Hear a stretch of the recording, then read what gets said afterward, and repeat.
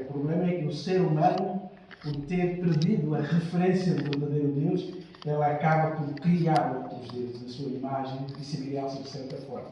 Ele pode usar aquilo que Deus criou, animais, ou os astros, e prestar culto como se estivesse a adorar a um Deus. É nesse sentido que Deus então alerta os seres humanos para que não adorassem outros deuses. Aliás, a própria Bíblia diz que são falsos deuses, não é? Porque o Deus real e verdadeiro só há um. Então, nós adoramos a esse Deus e o proclamamos e o declaramos com todas as nossas forças que só existe um Deus a quem nós adoramos, em quem nós depositamos a nossa confiança, porque Ele é o nosso Criador e mais do que isso, para os crentes, Ele também se fez nosso Pai ao produzir a salvação de nós. Está tudo bem? Ok. Então, vamos para o nosso texto. Vamos continuar em Hebreus, capítulo 11. Aproveitar para saudar a Dona Dulce, que está aqui conosco. Ela já esteve aqui há muitos anos, não é? Já esteve a contar, já houve uma altura em que passou aqui, algumas vezes, depois mudou, então, e hoje resolveu, anos depois, voltar a estar aqui conosco. Sinta-se bem no nosso meio. Vamos então para a Carta aos Hebreus, capítulo 11. Vamos para o texto que começámos no domingo passado, os versos 4 a 7. Carta aos Hebreus, capítulo 11, versos 4 até ao versículo 7. Diz assim a palavra do nosso Deus. Pela fé, Abel ofereceu a Deus mais excelente sacrifício do que Caim, pelo qual obteve testemunho de ser justo, tendo a aprovação de Deus quanto às suas ofertas. Por meio dela, também mesmo depois de morto, ainda fala. Pela fé, Enoque foi trasladado para não ver a morte. Não foi achado porque Deus o trasladara. Pois antes da sua trasladação, obteve testemunho de haver agradado a Deus. De facto, sem fé, é impossível agradar a Deus, porquanto é necessário que aquele que se aproxima de Deus creia que Ele existe e que se torna galardoador de todos os que o buscam. Pela fé, não é divinamente instruído acerca dos acontecimentos que ainda não se viam, e sendo temente a Deus, aparelhou uma arca para a salvação da sua casa, pela qual condenou o mundo, e se tornou herdeiro da justiça que vem da fé. Até aqui. Pai, nós te louvamos pelo teu amor, pela tua grandeza. Nós adoramos o teu nome, porque tu és o único Deus, e nós cremos que só há um Deus, o único Criador das nossas vidas e de tudo aquilo que existe. O Deus que trouxe a existência a partir do nada, pelo poder da sua palavra, tudo aquilo que forma o nosso universo. Nós adoramos o teu nome, admiramos o teu poder e nós te agradecemos pela salvação que temos em Cristo Jesus.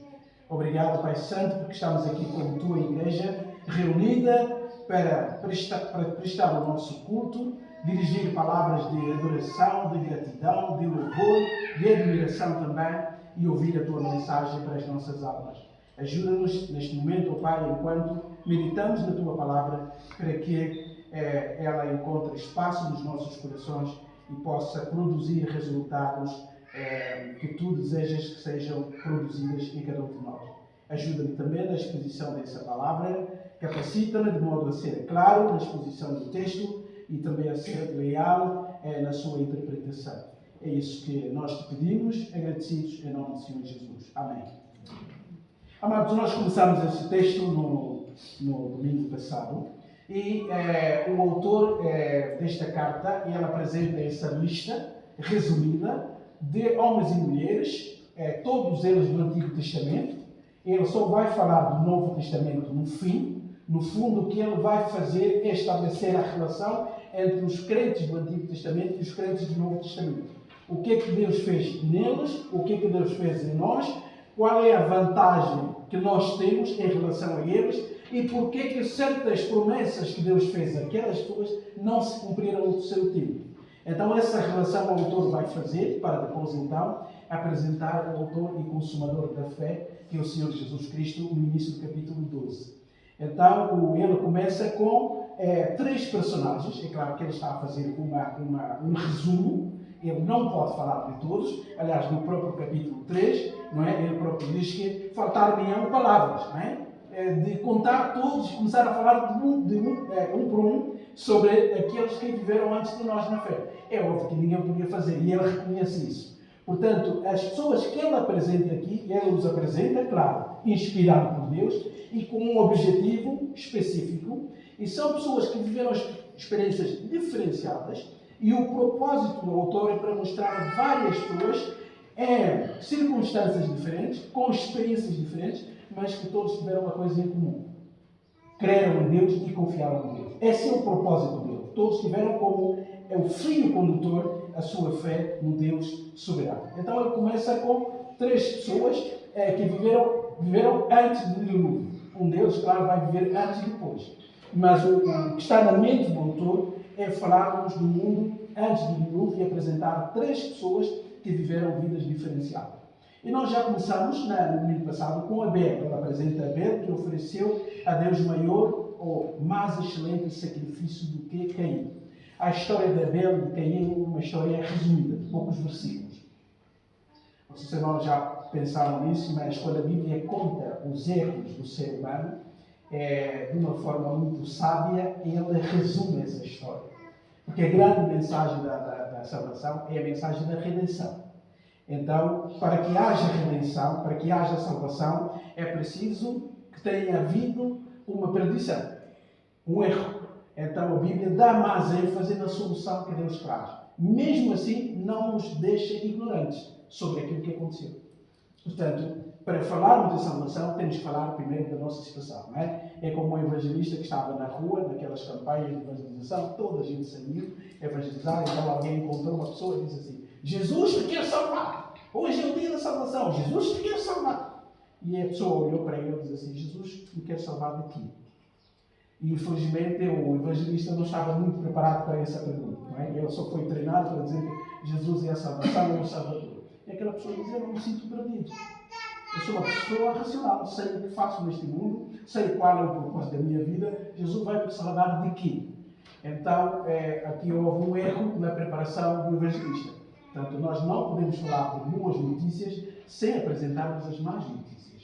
Porque para ser salvo é preciso que a pessoa esteja perdida. E perdida de quê? Em que sentido é que a pessoa está perdida? Por isso é que a mensagem do Evangelho fala sempre do arrependimento e da fé. Então, no arrependimento temos que dizer, a pessoa deve se arrepender de quê? Para depois, então, apresentar Jesus Cristo como a solução para esse problema insolúvel do ser humano. E a história de Abel e Caim, ou Caim e Abel, o seu irmão, é resumida lá no capítulo 4 de Gênesis. Os dois apresentaram a sua oferta. Tudo indica, aqui estamos a fazer deduções, porque o texto bíblico não nos explica claramente, que apesar da queda de Adão e Eva, eles ainda continuaram a cultuar a Deus. Eles foram expulsos do jardim do Éden, mas não perderam, digamos assim, aquela consciência de adoração a um Deus. Prova disso é que os seus filhos souberam que era preciso cultuar a Deus e era preciso sacrificar diante de Deus.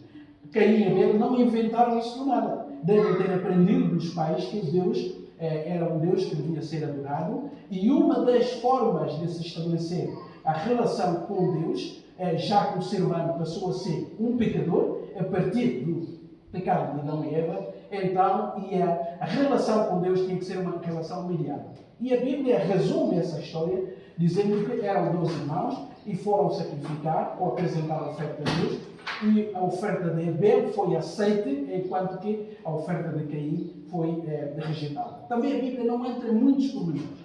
O que nós também deduzimos é que Abel ofereceu de acordo com a revelação, de acordo com a instrução que tinha recebido dos pais, de que, embora fosse pastor de animais, o culto a Deus tem que ser intermediado. Por isso é que ele trouxe um melhor, as primícias do seu gado, mas também ofereceu o sacrifício como se reconhecendo que é preciso uma morte para que o pecador se relacione com Deus. Enquanto que o seu irmão trouxe do fruto da terra, não disse do melhor que tinha, mas era o seu trabalho. Mas aqui notamos que havia alguma motivação errada da parte de Caim. Porque sempre que Caim é apresentado, ele é mencionado como uma pessoa cuja oferta foi rejeitada, mas ele também era do maligno, como nós já vimos. Aliás, a própria arrogância dele em dizer, quando Deus pergunta onde é que está o teu irmão, e ele diz, sou eu, o guardião do meu irmão. Portanto, isso é terrível, mostra o coração de Caim. E antes de assassinar o seu irmão, digamos assim, quando ele estava muito aborrecido, por Deus ter rejeitado a sua oferta, Deus vai falar com ele. E lá em Gênesis é muito interessante a conversa de Deus com Caim, porque diz Deus, se procedesses bem, não serias aceito também. O que mostra aqui que ele acabou por oferecer. Talvez numa ideia religiosa, e infelizmente muitos de nós fazemos isso, fazemos coisas por Deus, porque tem que ser feitas, porque é obrigatório, porque se eu não fizer, então faço sem que o meu coração esteja lá. Provavelmente é nesse sentido que Caim fez aquela oferta. Tinha que apresentar aquela oferta e ele ofereceu, mas o seu coração não estava de facto no desejo de adorar ao próprio Deus. E Deus trava um diálogo com Caim ali para mostrar que se ele procedesse bem, o que mostra que ele estava a proceder mal. Não apenas por apresentar aquele tipo de oferta, era o seu trabalho, mas porque não seguiu, digamos assim, as instruções de apresentar um sacrifício, embora quisesse ou pretendesse também oferecer o produto do seu trabalho. Porque nós sabemos que mais tarde, quando a lei foi estabelecida com Moisés, então havia também a oferta de vegetais. Deus instituiu isso na lei. Portanto, o problema não era tanto esse, o problema era que a motivação de Caim não era correta, por isso é que a sua oferta não foi aceita por Deus. Mas o destaque do autor aqui é Abel. Ela menciona Caim, mas o que ele tem em mente é Abel, e diz aqui que recebeu o testemunho de ser justo, tendo a aprovação de Deus quanto às suas ofertas. Ou seja, ele foi considerado justo. A fé de Abel foi revelada, foi evidenciada a partir de um procedimento justo para com Deus. E na Bíblia, um procedimento justo para com Deus é aquele procedimento, em primeiro lugar, que reconhece Deus como Deus, e aquele que adora Deus se reconhece como pecador. Esse é o melhor procedimento, esse é o procedimento mais correto. Eu estou diante de um Deus santo e que não me aceita diretamente porque o pecado colocou uma barreira e é preciso um sacrifício, prefigurando já o próprio Cristo. Por isso é que Abel vai ser mencionado até pelo próprio Senhor Jesus Cristo. Nós já vimos um texto lá, em Mateus capítulo 23, versículo 35, onde Jesus vai falar, também resumindo a história do Antigo Testamento, a dizer que os justos, no fundo, estão alinhados com o primeiro mártir da história da humanidade, que é Abel, e até o último homem justo também foi morto mesmo à frente do templo, não é? Que era Zacarias. Então Jesus diz ali que é desde o sangue do justo Abel. Então essa questão da justiça ou da retidão está por detrás da fé que eles exerceram. E nós já vimos isso. E diz assim que depois de morto ele ainda fala. Ou seja, Abel fala porque o seu testemunho, ou seja, a sua justiça materializada pela oferta em condições corretas, digamos assim, faz dele uma testemunha viva. Ele já morreu, mas a sua voz ainda fala por aquilo que ele exerceu. Mas eu penso que esse versículo não quer dizer só isso. Nós veremos no capítulo 12, porque no capítulo 12, Abel vai ser mencionado. Vai ser mencionado como cujo sangue clama, mas o sangue de Cristo clama mais alto. Quando chegarmos lá, faremos a comparação. Porque lá em Gênesis capítulo 4, quando Deus vai falar com Caim, depois de matar o seu irmão, Deus diz: onde é que está Abel? Porque o sangue do teu irmão clama. Então, também o autor terá aqui em mente, é isso que ele vai dizer em todos os outros justos, homens e mulheres de fé, é que o sangue de Abel falou depois de ele morrer. Não é? Abel não falou, Deus não disse que Abel falou diretamente com ele, mas ele disse que o sangue do teu irmão, ou seja, depois da morte, o sangue do justo, ainda clama. E se Deus permitir, nós ainda iremos falar sobre isso, porque há uma lição teológica ali, de vivermos sem fazer mal, ou sem nos inclinarmos para fazer o mal, pensando que se nós fizermos o mal e os outros não souberem deste mal, então está tudo resolvido. Não. Deus vai dizer ali que o sangue de Abel, depois de morto, ainda clamou a Deus, por mais que Caim fizesse aquilo, não sabemos se tapou o corpo do irmão, mas o que Deus quis lembrar ali, que o sangue do justo clama sempre. Aliás, nós encontramos essa verdade em toda a Bíblia. Mesmo o Apocalipse vai dizer isso, né? Os mortos do Senhor vão clamar até quando, Senhor, que a injustiça continuará a reinar na terra. Portanto, há uma ideia também aqui de que toda a injustiça feita, todos aqueles que conseguem poder, fama, domínio, que prejudicando outros, passando por cima de outros, alguns conseguem emprego, por exemplo, maltratando ou falando mal dos colegas para que sejam mal vistos diante dos patrões. E nós vimos aqui hoje na Escola Bíblica Dominical alguém querendo chegar ao trono ou ao poder, manipulando o povo, usando toda a demagogia para se considerar como o enviado de Deus. São todos meios de injustiça, mas esses injustiçados, embora não tenham voz, o seu clamor chega diante de Deus. É perigoso manipular as pessoas, sobretudo hoje, no nosso tempo, usando a religião. Usando o nome de Deus para dizer que eu é que sou o enviado de Deus para fazer o que quiser porque tenho autoridade humana. Cuidado com isso, é perigoso. Mas o homem nunca aprendeu nada, continua a fazer a mesma coisa hoje. Para conquistar os outros, tem que manipulá-los e para conseguir esse estatuto, então tem que me colocar num patamar tão elevado para que todos me obedeçam e sigam as minhas orientações.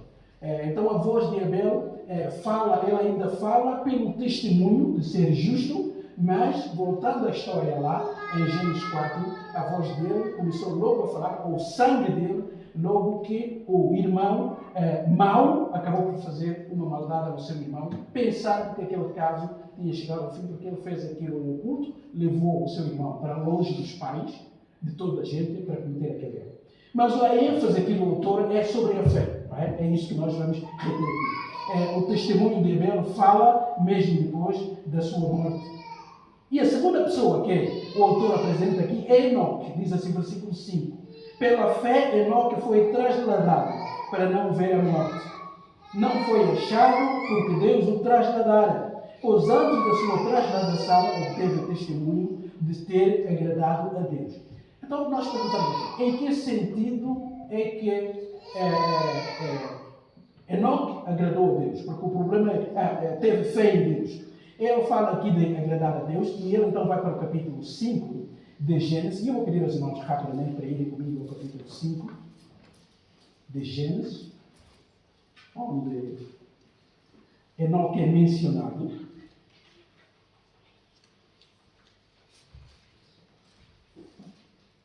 Este homem é mencionado nos versos do capítulo 5, não é? Estamos ali. Vejam versículos 22 e 24. Duas vezes é dito o seguinte.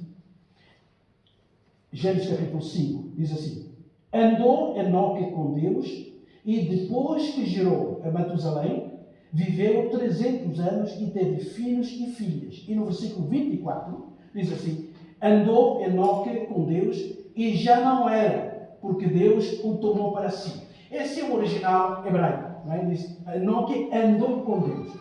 Só que quando a Bíblia hebraica foi traduzida para o grego, pelos 70 estudiosos que traduziram do hebraico para o grego, eles fizeram uma interpretação. Porque andar com alguém é mais um conceito semítico. Para o conceito mais grego, mais ocidental, andar com alguém significa partilhar da confiança, ou seja, partilhar do agrado de alguém. Se alguém não se agradar a outra pessoa, nunca vai caminhar com ela. Ora, para os semitas, para os orientais, andar com alguém significa partilhar a intimidade dessa pessoa. Então os autores da tradução traduziram Enoque agradou a Deus. Então já fizeram uma interpretação. E o autor da carta aos Hebreus vai, no fundo, usar essa expressão aqui. E lá no versículo 24 de Gênesis 5 é dito que ele andou com Deus e não foi visto mais, porque Deus o tomou. Então, o nosso autor está a fazer uma explicação aqui, mais uma vez. O que é isso Deus o tomou? Ou seja, Enoque foi uma pessoa que teve uma relação com Deus, só que aqui na carta aos Hebreus diz assim, Enoque, portanto, foi trasladado, ou pela fé, ou por causa da sua fé, foi trasladado e não para não ver a morte. E não foi achado porque Deus o trasladava. O que o autor está a dizer aqui, olha, aquele homem, o sétimo depois de Adão, ele não morreu. É um dos seres humanos, dos poucos seres humanos, depois da queda, que não passaram pela experiência física da morte. Os irmãos perguntarão, então se o primeiro foi Enoque, quem foi o outro? Elias. São as duas personagens, segundo a história bíblica, e no Novo Testamento não temos ninguém com essa bênção. São as duas pessoas que, vivendo já depois da queda, mas não experimentaram a morte física. No fundo, há uma lição teológica ali, que a morte física foi introduzida. É um intruso no plano de Deus. E Deus usa duas pessoas, trabalha na vida de duas pessoas que não passaram pela morte e foram ter com Deus. Só que a experiência de Enoque foi uma experiência tão... Deus o tirou ou o tomou. O verbo ali em hebraico é forte. É tirar com rapidez. É tirar alguém de um lugar e transferi-lo para o outro. Por isso o verbo aqui, trasladação, ou trasladar. Ou seja, tirar um corpo de um sítio ou uma pessoa de um lugar para o outro numa fração de milésimos de segundos. Algumas versões dizem que ele foi arrebatado. Portanto, é o mesmo verbo, talvez, para um português mais, arrebatar alguém. No fundo, o arrebatamento é isso. Como Filipe, aconteceu o evangelista, evangelizou o etíope, de repente, diz o texto bíblico, e Deus o arrebatou. Ele saiu do sítio onde estava, num minuto ou no segundo seguinte já estava no outro lugar. Portanto, é o mesmo que vai acontecer também quando o Senhor Jesus voltar. Os crentes serão arrebatados. Ou seja, num impulso, num espaço de tempo limitado, nós estaremos já nos ares a receber o nosso Senhor. Então o autor diz que Deus aqui, portanto, trasladara Enoque, mas ele disse de Enoque que ele tinha agradado a Deus. Ou seja, no original, ele andou com Deus. Portanto, o versículo 6, no meu entendimento, acaba por explicar. É uma explicação. Não é? Porque vejam o que diz o versículo 6. De facto, sem fé é impossível agradar a Deus. Ou seja, voltando no hebraico, é impossível andar, partilhar de intimidade com Deus. A intimidade com Deus só é possível a partir da fé. Porquanto, é necessário que aquele que se aproxima de Deus acredite, primeiro, que Ele existe e, segundo, que Ele é galardoador, ou seja, Deus compensa os que o buscam. Então, o versículo 6 acaba por ser uma ajuda para nós. É uma explicação no sentido de que como é que Enoque demonstrou a sua fé? O que é que estava por detrás dessa fé? E diz o texto bíblico, porque Enoque, no meio daquela geração, já com ateísmo, já com idolatria, era um homem que cria no único e verdadeiro Deus. Portanto, eu creio que Deus existe. Então, esse versículo 6 está a dar uma explicação no versículo 5. Por quê? Porque o versículo 5, vejam lá, termina dizendo o quê? Que Enoque recebeu o testemunho que agradar a Deus. E o versículo 6 diz o seguinte: é impossível agradar a Deus, andar com Deus, a não ser que a pessoa creia, tenha fé de que existe um Deus verdadeiro e que andar com Deus traz recompensa, traz benefício. Então são esses dois elementos que caracterizaram a vida de Noé. Por isso é que de Enoque. Por isso é que lá, então em Gênesis 5 diz assim: ele andou com Deus e Deus o tomou. De certa forma, aquele homem deve ter se destacado na sociedade daquele tempo como um homem que privava com Deus diante da idolatria já muito espalhada no mundo daquele tempo. E Deus, na sua bondade, disse: tu não passarás pela experiência física da morte. E Deus o arrebatou e ele foi vivo até à presença do nosso Deus. Mas este homem, e a Bíblia prova também que Enoque, de facto, era um homem de fé e ele creu puramente em Deus, mas ele não limitou a sua fé em Deus como experiência particular. Ele também profetizou sobre Jesus Cristo. Eu vou pedir rapidamente para os irmãos irem comigo à carta de Judas. Vejam a carta de Judas, mesmo lá no fim, quase antes do Apocalipse, temos essa carta curta de Judas. Mas é curioso que Enoque é mencionado aqui. E o que é dito sobre Enoque mostra que ele não era só um homem que cultivava uma intimidade com Deus, mas ele também teve essa capacidade da parte de Deus para profetizar sobre a própria vinda do Senhor Jesus Cristo, que um dia viria para julgar o mundo. Judas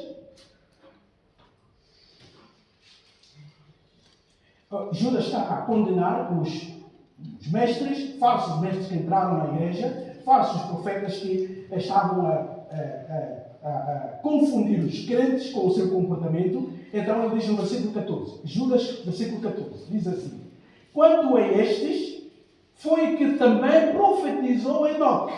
Então temos mais uma chega aqui, mais uma ajuda. Ele profetizou o sétimo depois de Adão. Portanto, ele precisa aqui que estou a falar do mesmo Enoque lá no capítulo 5 de Gênesis, dizendo, então ele faz uma profecia, Enoque naquele tempo, vejam, antes de Moisés, antes de Abraão, ele já tinha profetizado sobre algo que Deus faria no futuro. E o que é que ele profetizou? Diz o texto: eis que veio o Senhor entre as suas santas miríades, ou seja, o exército celestial, para exercer juízo contra todos e para fazer convictos todos os ímpios acerca de todas as obras ímpias que impiamente praticaram e acerca de todas as palavras insolentes que ímpios pecadores proferiram contra ele. Então esse texto aqui, resumido por Judas, mostra que estes homens que tinham fé, aquela fé não era apenas uma experiência pessoal e intrínseca a elas. Elas exerceram a sua fé no meio do mundo que apresentava, digamos assim, uma realidade contrária. Tanto o próprio Abel, aí ele exerceu a sua fé, mas teve ao seu lado um irmão que não partilhou da mesma fé. Ele é chamado de justo, não importa o facto de terem nascido do mesmo pai e da mesma mãe, o irmão era do maligno, como vai dizer João. Então isso é claro aqui, quando o autor apresenta Enoque como habitando num mundo onde havia perversidade tal que ele foi usado por Deus para proclamar a justiça final de Deus. O que Enoque pregou foi que no fim Deus vai trazer juízo. E virá um juiz que irá reunir todas as pessoas e todas eles estarão diante do tribunal. E no Novo Testamento nós sabemos que o juiz será Jesus Cristo. Então o autor aqui fala de Enoque como aquele também que foi trasladado por Deus, e porque ele andou com Deus, então ele ajuda-nos a dizer assim, porque é impossível andar com Deus se primeiro não crermos nesse Deus único, no meio de tanta idolatria. E em segundo lugar, se nós não chegarmos à conclusão de que vale a pena andar com Deus, porque há mais vantagens do que desvantagens. Então Enoque creu nisso, e essa fé dele fez dele também não só uma pessoa justa, mas também proclamador da justiça de Deus. E a terceira pessoa que o nosso autor vai apresentar aqui é Noé. Talvez esta seja a personagem cuja história é bem conhecida. Aliás, na Bíblia, ela ocupa praticamente 3 capítulos. Né? Capítulo 6, capítulo 7, capítulo 8 e capítulo 9 de Gênesis. Então o autor está a seguir a ordem bíblica aqui. Ela apresentou Abel, que aparece em Gênesis 4, apresenta Enoque, que aparece no capítulo 5, e agora vai apresentar Noé, que aparece na parte final do capítulo 5, mas toda a sua história, a mais desenvolvida, acontece no capítulo 6, 7, nos capítulos 6, 7, 8 e 9 de Gênesis. E o que é que ele diz sobre Noé? Vamos lá, versículo 7, agora voltamos em breve. Diz assim: pela fé, Noé, divinamente instruído acerca dos acontecimentos que ainda não se viam, e sendo temente a Deus, aparelhou ou construiu uma arca para a salvação da sua casa, pela qual condenou o mundo e se tornou herdeiro da justiça que vem de Deus. Vocês não estão a notar aqui? Sempre que a fé é apresentada, ela é atrelada à justiça, ou seja, uma vida de retidão. A fé não é só algo interior, uma crença interior, mas a fé que alguém tem, ela afeta a sua vida também. Ela acaba por levar essa pessoa a viver de forma diferente.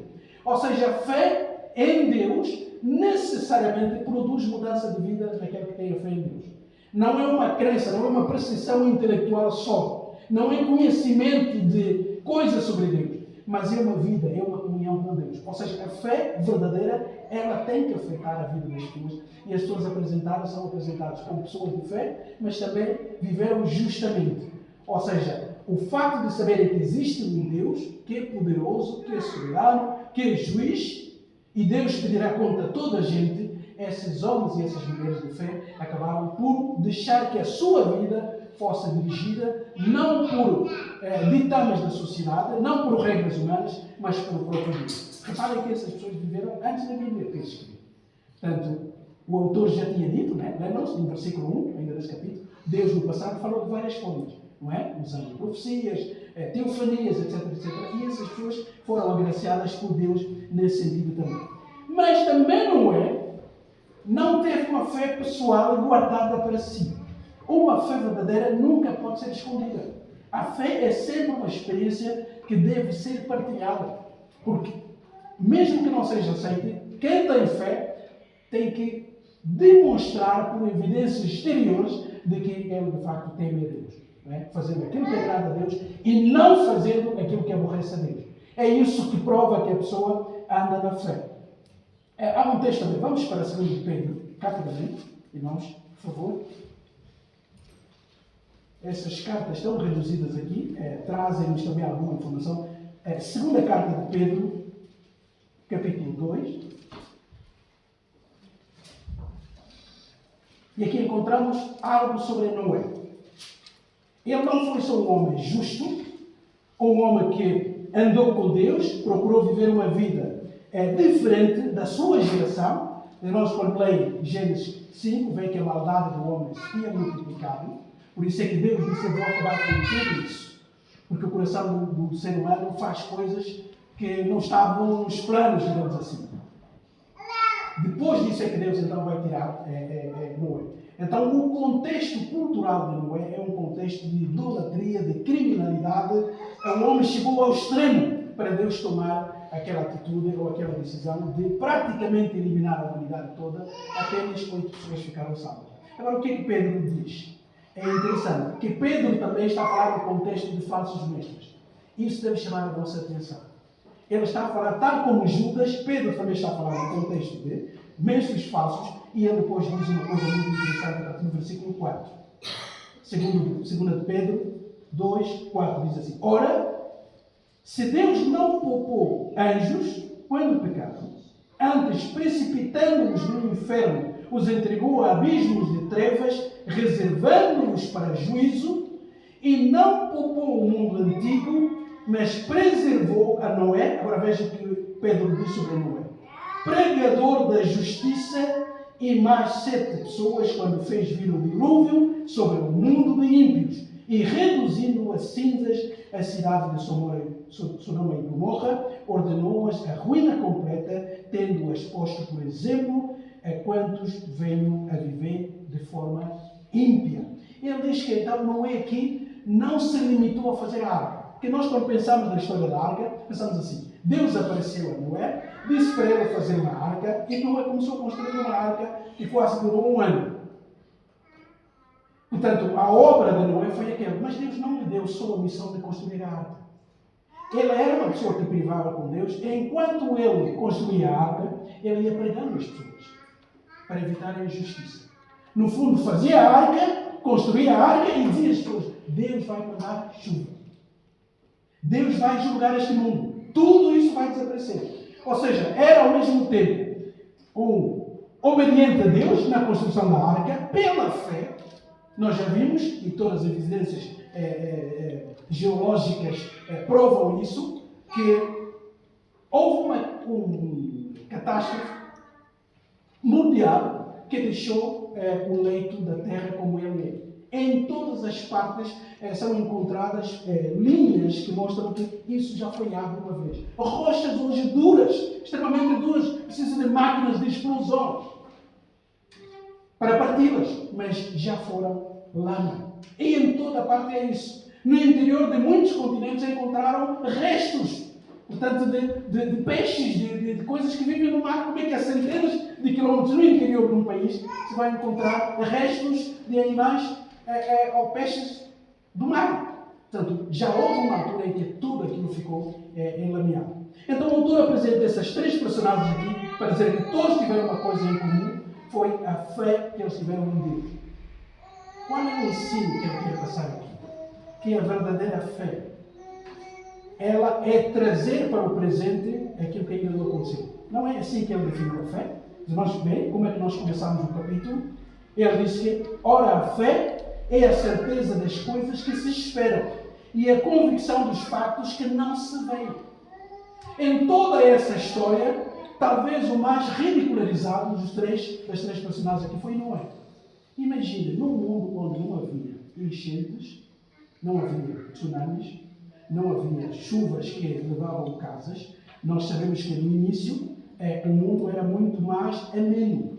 A temperatura era muito mais moderada. Por isso é que as pessoas antes do dilúvio viviam muito mais anos de vida do que nós vivemos. Os irmãos verão que em termos demográficos, portanto a população, a idade de vida recaiu depois do dilúvio. Não é? E só a partir do dilúvio é que as pessoas começaram a consumir até a carne, digamos assim, biológica.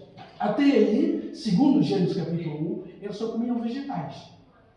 E o clima e a temperatura e a chuva, a brisa e poucas nuvens que deitavam toda assim uma chuva conduzia a uma boa agricultura e as pessoas eram saudáveis porque o ar que respiravam era um ar tremendo. E depois do dilúvio nós vemos uma queda. Pessoas que viviam 900 e tal anos, quase 1000 anos de vida, passaram a viver, com a sentença de Deus, no máximo dos máximos 100 e tal. É claro que ainda foi gradativa, 300, 200, mas hoje é impossível encontrar um ser humano vivo com 200 anos de vida.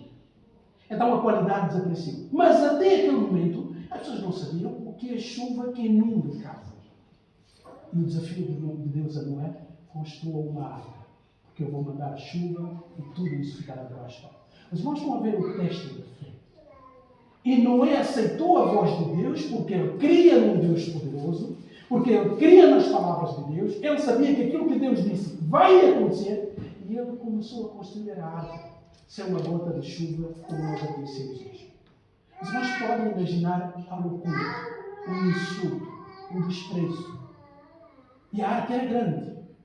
Quer dizer, todos os vizinhos olhando para aquele homem, acorda de manhã, vai buscar, vai cortar madeira, começa a fazer, aquilo vai aumentando de tamanho. Imagino que aquilo deve ter se tornado um lugar turístico. Venham cá conhecer um homem que está na nossa aldeia.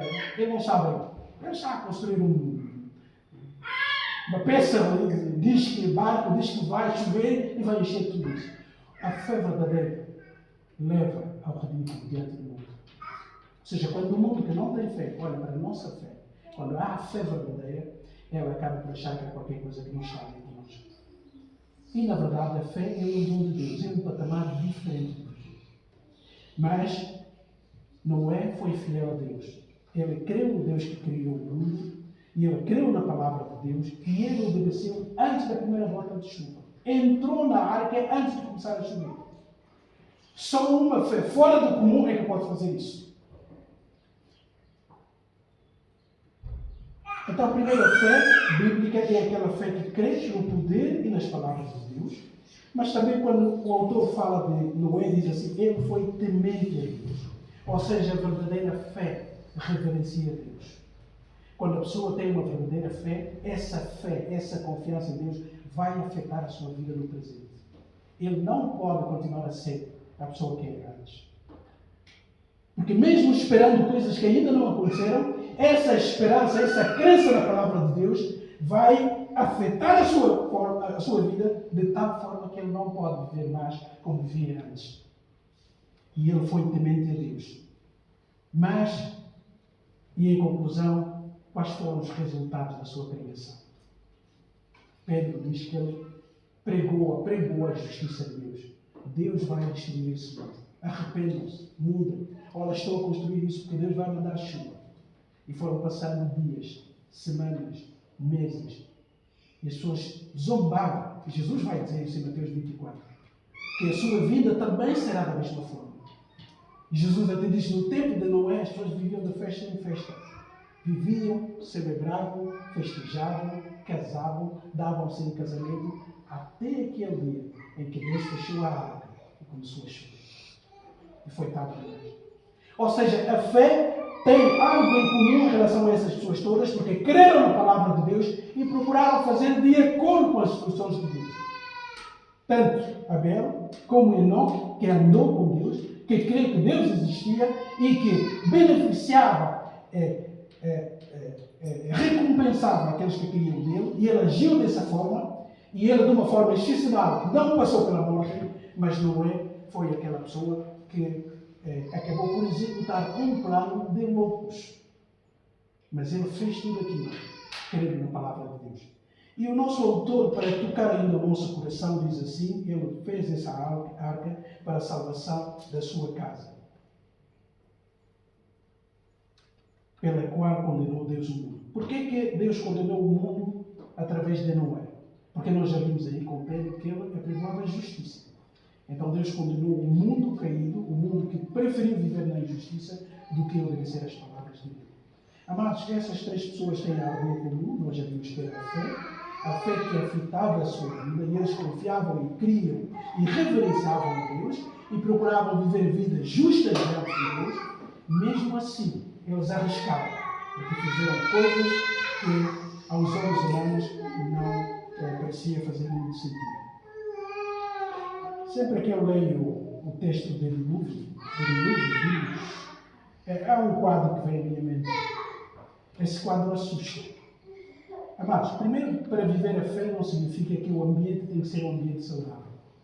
É bom estarmos aqui, como homens e mulheres de fé, reunidos, termos uma igreja local e sabermos de irmãos de outras igrejas, saber que no país há muitas igrejas, no continente há muitas igrejas, muito pequenas, sabemos que a nossa fé não é uma fé isolada. Mas imaginem viver uma vida de fé num ambiente onde praticamente todos não creem aquilo que nós queremos. Vocês não estão a imaginar o que isso faz àquele que crê.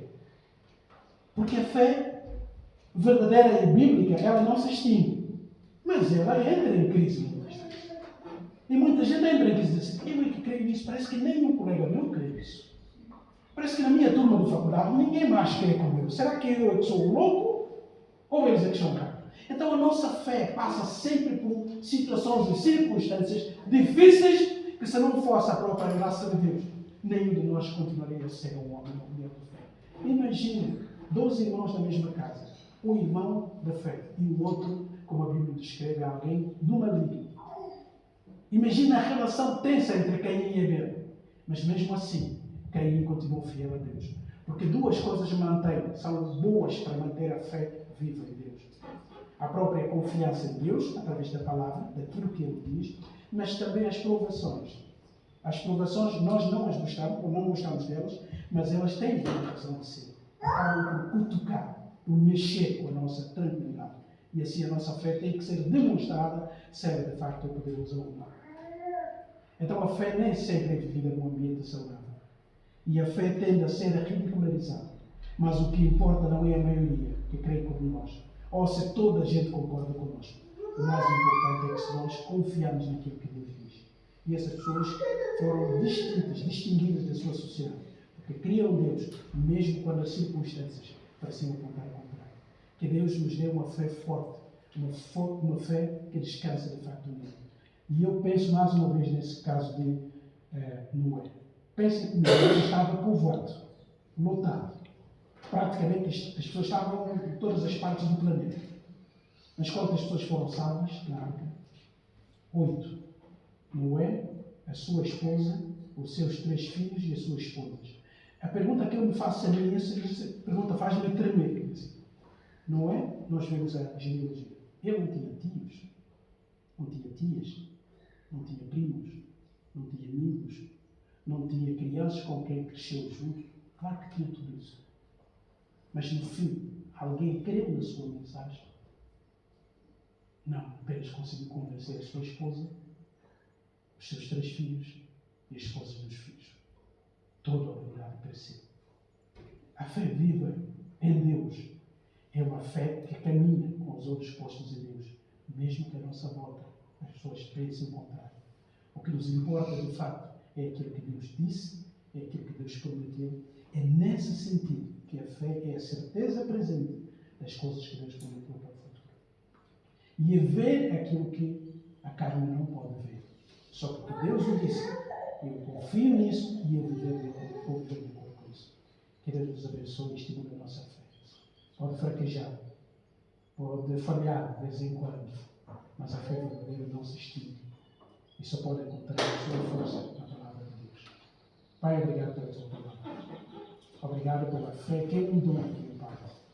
Ajuda-nos a viver numa sociedade como a nossa, que virou as costas ao Criador, como homens e mulheres que descansam nas promessas divinas, que continuam a caminhar, mesmo quando são ridicularizados ou desprezados por outros. Ajuda-nos a manter essa fé firme em Ti.